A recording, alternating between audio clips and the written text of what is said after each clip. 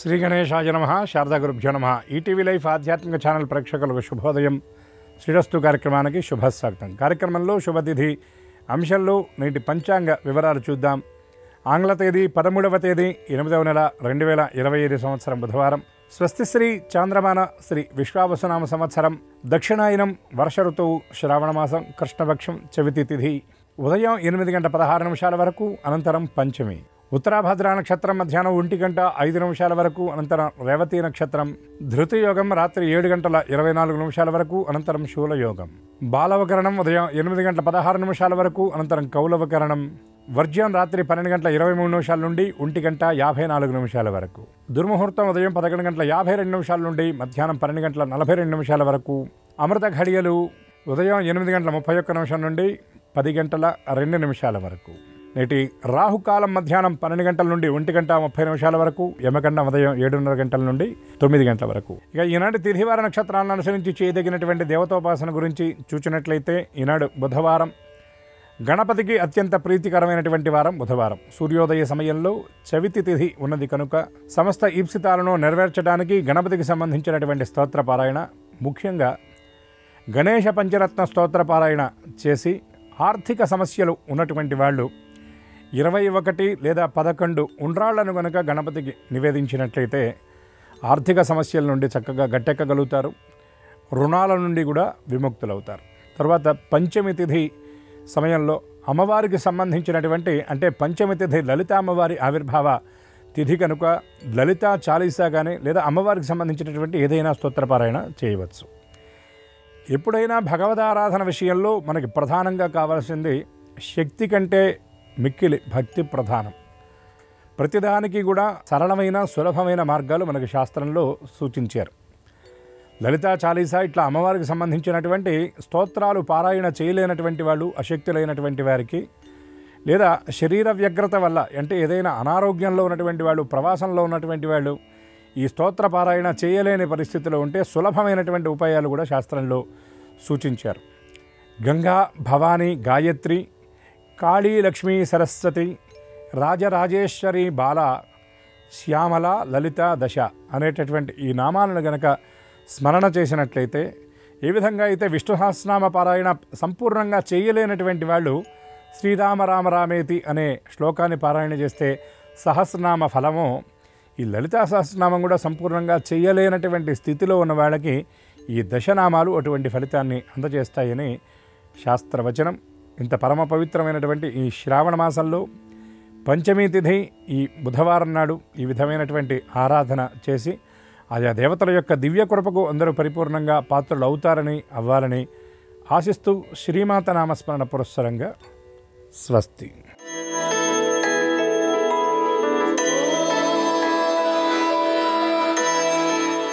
ETV life ఆధ్యాత్మిక channel ప్రేక్షకులందరికీ నమస్కారం. శ్రీరస్తు కార్యక్రమంలో గ్రహయోగం అంశానికి స్వాగతం. ఈనాటి గ్రహయోగం శీర్షికలో మేషాది ద్వాదశ రాశుల వారికి కలిగే శుభ అశుభ ఫలితాలని, అవసరమైన సందర్భాల్లో ప్రత్యామ్నాయ మార్గాలని తెలుసుకుంటారు.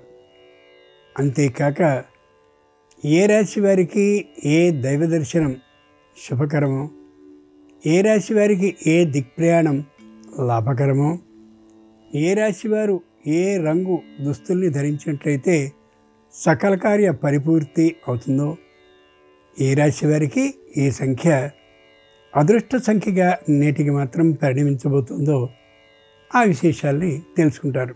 అంతేకాక శ్రావణ బుధవారం అయినటువంటి సందర్భంగా విష్ణు ఆరాధనలో గొప్పతనం ఏమిటి, దాంతోపాటు ఈరోజు శ్రావణ బుధవారం అయినటువంటి సందర్భంగా విష్ణువుకి ఏ విధమైనటువంటి నైవేద్యాన్ని సమర్పించాలి, ఏ తీరు పూజల్ని నిర్వహించాలి, ఏ ప్రయోజనాల్ని సాధిస్తారు అనే విశేషాన్ని శ్రీకరం శీర్షికలో ఇప్పుడు తెలుసుకుంటారు.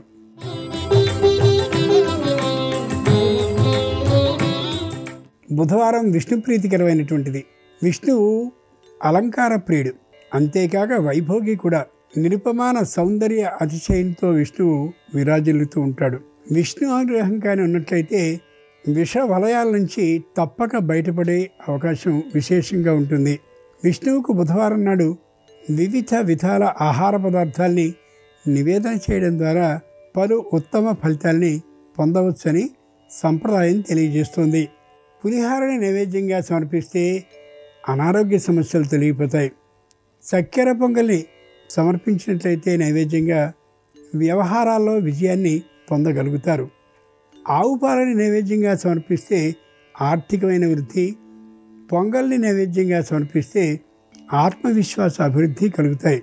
అలాగే అటుకులు బెల్లం నైవేద్యంగా సమర్పించబడినట్లయితే విద్యాప్రాప్తి, స్థిర ఆస్తి విజయం కలగాలి అంటే గోధుమ రవ్వ కేసరిని సమర్పించాలి.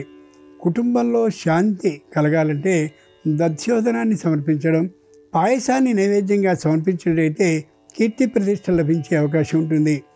గారెల్ని నైవేద్యంగా సమర్పిస్తే ఉద్యోగంలో సానుకూల భావం, అలాగే వ్యాపార విజయాలు లభించడానికి శాకాన్నాన్ని విష్ణువుకి నైవేద్యంగా సమర్పించాలి. ముఖ్యంగా శ్రావణ బుధవారం నాడు ఈ నివేదనలు సత్వర ఫలితాన్ని ఇస్తాయి. ముందుగా నేటి పంచాంగం. ఈరోజు చతుర్థి అంటే చవితి ఉదయం 8:16 వరకు, తదుపరి పంచమి.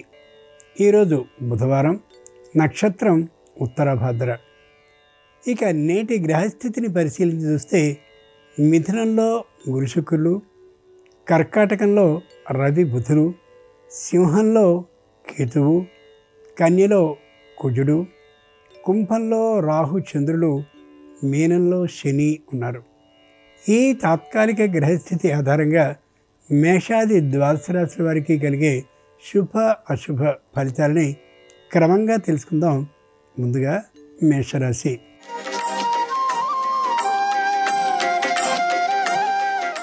ఈరోజు మేషరాశి వారి ఫలితాలని పరిశీలించి చూస్తే తొందరపాటుతనం కొంత గోచరించే అవకాశం ఉంది. నిదానమైన శైలిలో పూర్తి చేసుకోవడం అవసరం. వారు చెప్పినటువంటి మాటల్ని విని తమ నిర్ణయాన్ని మార్చుకోకుండా ఉండడం చాలా అవసరం. దృఢతరమైనటువంటి మనసుతో కార్యక్రమాల్ని చేసుకుంటే అన్ని పనులు విజయవహంగా పూర్తవుతాయి. వివాహాది శుభకార్యాలు ముడిపడే అవకాశం ఉంది కాబట్టి ఆర్థికమైనటువంటి నిల్వని చేసుకుని ముందే ఉంచుకోవడం అవసరం. బుధవారం సందర్భంగా మేషరాశి వారు శ్రీ మహావిష్ణువుని మల్లెపూలతో ఆరాధించినట్లయితే వ్యాపారంలో శుభవార్తను వినే అవకాశం ఉంటుంది. ఉత్తర దిక్ ప్రయాణం అనుకూలం. కలిసి వచ్చే రంగు నీలం. అదృష్ట సంఖ్య 1.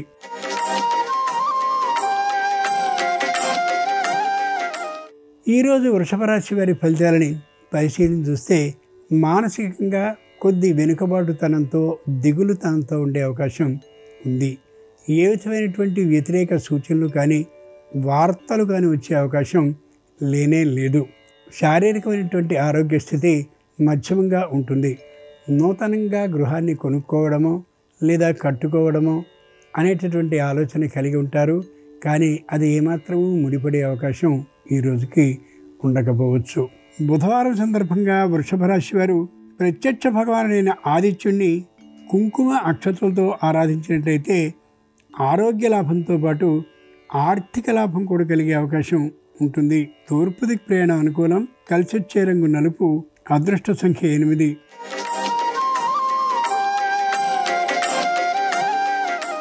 ఈరోజు మిథున రాశి వారి ఫలితాలని పరిశీలించి చూస్తే నిదానమైనటువంటి శైలితో ఉంటారు. వ్యతిరేకమైనటువంటి పరిస్థితులు ఏర్పడినప్పటికీ చుట్టుముట్టినప్పటికీ కూడా ఏ విధమైన తొందరపాటుతనాన్ని కలిగి ఉండరు. నూతనమైనటువంటి గృహాన్ని దాదాపుగా కొనుక్కోగలిగిన అవకాశానికి సరిపడ్డ ఆర్థికమైనటువంటి సమీకరణాన్ని చేసుకుని ఉండొచ్చు కూడా. సంతానానికి సంబంధించిన విద్య విశేషమైనటువంటి ప్రతిభతో ఉండే కారణంగా మానసికంగా చెప్పలేనంతటి ఆనందాన్ని పొందే అవకాశం ఉంది. బుధవారం సందర్భంగా మిథున రాశి వారు కళ్యాణ వెంకటేశ్వర స్వామి వారిని పసుపు అక్షతలతో ఆరాధించినట్లయితే తప్పక వివాహాది శుభకార్యాలు కుటుంబంలో నెరవేరి తీరుతాయి. ఉత్తర దిక్ ప్రయాణం అనుకూలం. కలిసి వచ్చే రంగు తెలుపు. అదృష్ట సంఖ్య 3.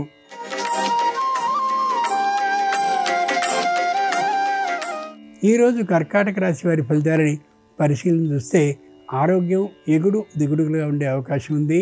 ఔషధ సేవ చేయడం అత్యవసరం.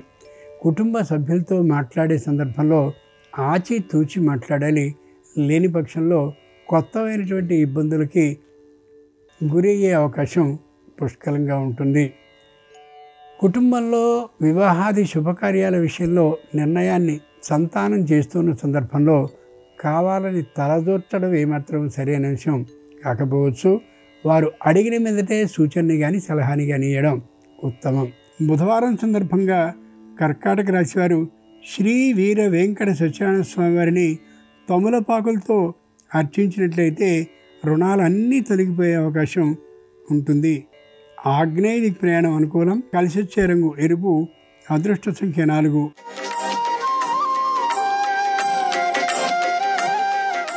ఈరోజు సింహరాశి వారి ఫలితాలని పరిశీలన చూస్తే అనుక్షణం శారీరకమైనటువంటి కష్టంతో ఉంటూనే ఉంటారు.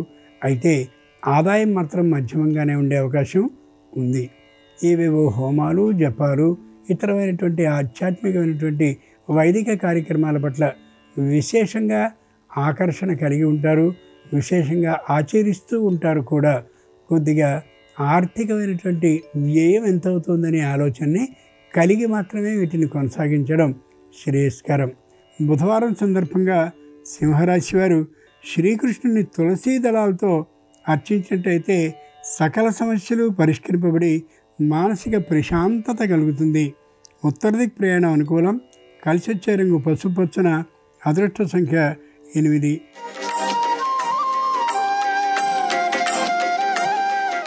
ఈరోజు కన్యారాశి వారి ఫలితాలని పరిశీలన చూస్తే ప్రతిదానికి ఒక ప్రణాళికను వేసుకుంటారు. ప్రణాళిక అమలయ్యే అవకాశం ఉండకపోవచ్చు. ఎంతెంతో ఎత్తుకి ఎదగాలనేటటువంటి ఆలోచనతో చాలా దూర ప్రయాణాలను చేస్తారు. కానీ కొన్ని ప్రయాణాలు లాభించే అవకాశం ఏమాత్రము ఉండదు. ముఖ్యంగా కుటుంబ సభ్యులతో అన్యోన్యతాభావాన్ని పాటించడం అవసరం. అహంకార భావాన్ని విడనాడడం మరింత ముఖ్యమైనది. ఆర్థికమైనటువంటి ఆదాయం విశేషంగా ఉంటుంది. అయితే ఖర్చు కూడా అంత స్థాయిలోనే ఉండే అవకాశం ఉండొచ్చు. శ్రావణ బుధవారం సందర్భంగా కన్యారాశి వారు శ్రీ మహావిష్ణువుని ముద్ద మందారాలతో అర్చించినట్లయితే అనుకున్నటువంటి ఉద్యోగం తప్పక వేతన ఆధిక్యంతో సిద్ధించే అవకాశం పుష్కలంగా ఉంటుంది. తూర్పు దిక్ ప్రయాణం అనుకూలం. కలిసి వచ్చే రంగు తెలుపు. అదృష్ట సంఖ్య 2.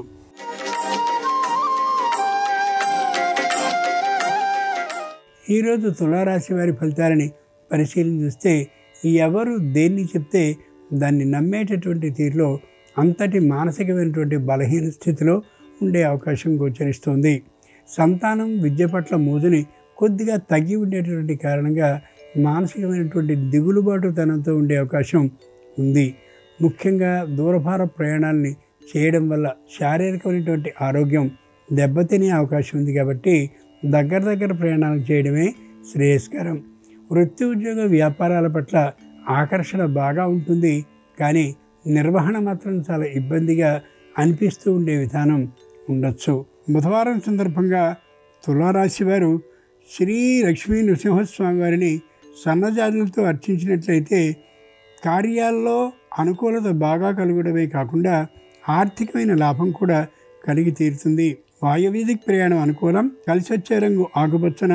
అదృష్ట సంఖ్య 8.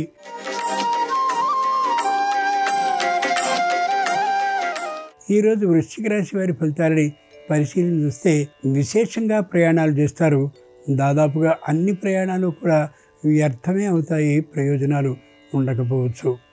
ఆర్థికమైనటువంటి లాభం కోసం అనేకమైనటువంటి వ్యాపారాలకు సంబంధించిన ఆలోచనల్ని కలిగి ఉంటారు. కానీ ఏ ఒక్కటి కూడా వ్యాపారం సరైనటువంటి తీరులో కలిసి వస్తుందనే ఆలోచన లేక ఏ నిర్ణయాన్ని చేయలేకపోతారు. ఇంటికి వచ్చేటటువంటి బంధువులు మిత్రులు కొత్తమైనటువంటి సలహాలని ఇస్తారు. కానీ ఏ ఒక్కటి కూడా నచ్చే అవకాశం వీరికి ఉండకపోవచ్చు. బుధవారం సందర్భంగా వృశ్చిక రాశి వారు శ్రీరామచంద్రమూర్తిని ఎర్రమందారాలతో కానీ పూజించినట్లయితే పదవీ లాభం కలిగే అవకాశం ఉంటుంది. పశ్చిమ దిక్ ప్రయాణం అనుకూలం. కలిసి వచ్చే రంగు నీలం. అదృష్ట సంఖ్య 7.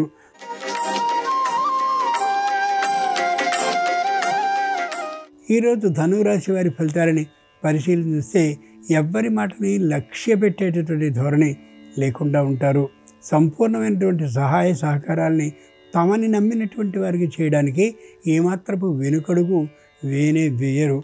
ఒకరికి సహాయాన్ని చేస్తున్నటువంటి కారణంగా ఆత్మీయులైన మరొకరి నుండి తాత్కాలికమైనటువంటి వ్యతిరేక భావం కలిగే అవకాశం ఉంది. కాబట్టి ఆలోచించుకుని మాత్రమే సరైనటువంటి వ్యక్తులకి మాత్రమే సహాయ సహకార భావాన్ని చూపించడం ఉత్తమం. శారీరకమైనటువంటి ఆరోగ్యం దృఢంగా ఉంటుంది. ఏ విధమైన ఔషధ సేవకి తగినటువంటి అవకాశం అవసరం లేదు. బుధవారం సందర్భంగా ధనురాశి వారు శ్రీహరిని చామంతులతో అర్చించినట్లయితే ఉద్యోగంలో భద్రత సిద్ధిస్తుంది. నిరుతికి ప్రయాణం అనుకూలం. కలిసి వచ్చే రంగు నలుపు. అదృష్ట సంఖ్య 6.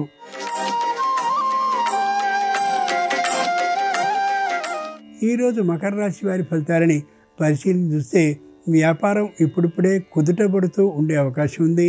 సంతానానికి సంబంధించిన విద్య, ఉద్యోగం అలాగే ఆరోగ్యం అనుకూలిస్తూ ఉండేటువంటి అవకాశం గోచరిస్తుంది. క్రమక్రమంగా కుటుంబం పూర్వపు ఉన్నత స్థితికి వచ్చే అవకాశం స్పష్టంగా గోచరిస్తుంది. దానాలని అలాగే విరాళాలని ఇతరమైనటువంటి వాటిని ఇచ్చేటటువంటి సందర్భంలో ఆలోచించి మాత్రమే ఇవ్వాలి తప్ప ప్రణాళికాబద్ధంగా కాకుండా విరాళాలను ఇచ్చినట్లయితే కుటుంబం మొత్తం ఇబ్బంది పడేటటువంటి విధానానికి గురి కావచ్చు. బుధవారం సందర్భంగా మకర రాశి వారు హయగ్రీవుణ్ణి కనకాంబరాలతో అర్చించినట్లయితే మానసిక ఆందోళన తొలగిపోవడమే కాకుండా ఉద్యోగంలో పై స్థాయి లభించే అవకాశం కూడా ఉంటుంది. దక్షిణ దిక్కు ప్రయాణం అనుకూలం. కలిసి వచ్చే రంగు పసుపచ్చన. అదృష్ట సంఖ్య 9.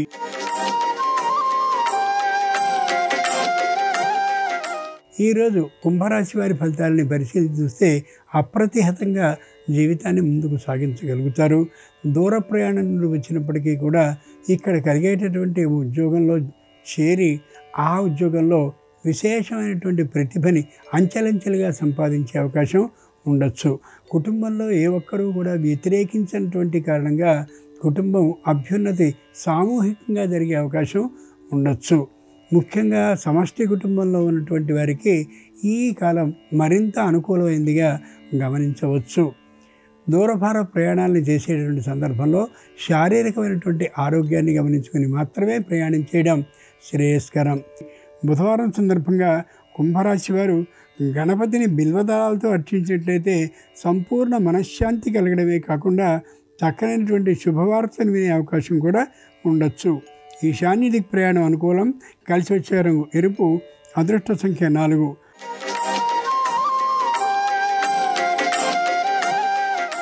ఈరోజు మీనరాశి వారి ఫలితాలని పరిశీలించి చూస్తే ఆలోచన వేరు, అమలు వేరు అనే తీరులో ఉండే అవకాశం గోచరిస్తుంది. ఏది ఏమైనప్పటికీ కూడా విజయం వీరి పక్షానే ఉంటుందనేది మాత్రం యథార్థం. తమను వ్యతిరేకించేటటువంటి వారు కూడా వీరి విషయంలో సంపూర్ణమైన సహాయ సహకార భావాన్ని ప్రదర్శిస్తూ ఉంటారు.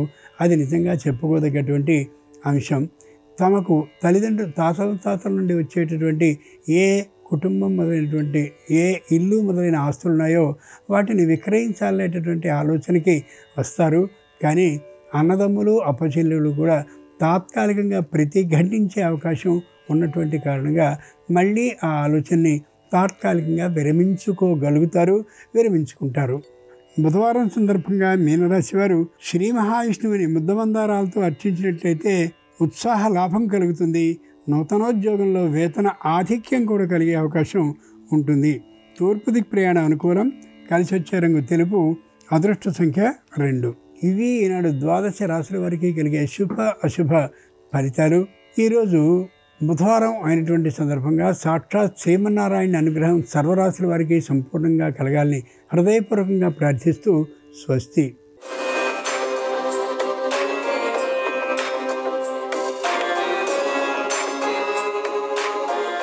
నమస్కారం. శ్రావణ మాసంలో వచ్చే బుధవారం సందర్భంగా విష్ణుమూర్తికి సంబంధించిన ఏ నామాన్ని జపిస్తే ఎలాంటి సత్ఫలితాలు కలుగుతాయో, శ్రావణ బుధవారం సందర్భంగా స్కాంద పురాణంలో అగ్ని పురాణంలో చెప్పబడిన విధంగా విష్ణువుకు సంబంధించి ఎలాంటి పూజలు చేస్తే ఎటువంటి సత్ఫలితాలు కలుగుతాయో నేటి శుభం లాభం అనే శీర్షికన పరిశీలిద్దాం. విష్ణుమూర్తికి అనేక నామాలు ఉన్నాయి. ఒక్కొక్క నామం పఠిస్తే ఒక్కొక్క ప్రయోజనం చేకూరుతుంది.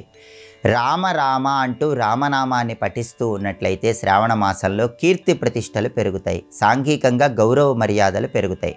కృష్ణ కృష్ణ అంటూ కృష్ణనామాన్ని ఎక్కువగా పఠించినట్లయితే మనకున్నటువంటి కష్టాలన్నీ తొలగింపజేసుకోవచ్చు. ఎలాంటి కష్టం ఉన్నా ఆ కష్టం నుంచి బయటపడటానికి కృష్ణనామం విశేషంగా సహకరిస్తుంది.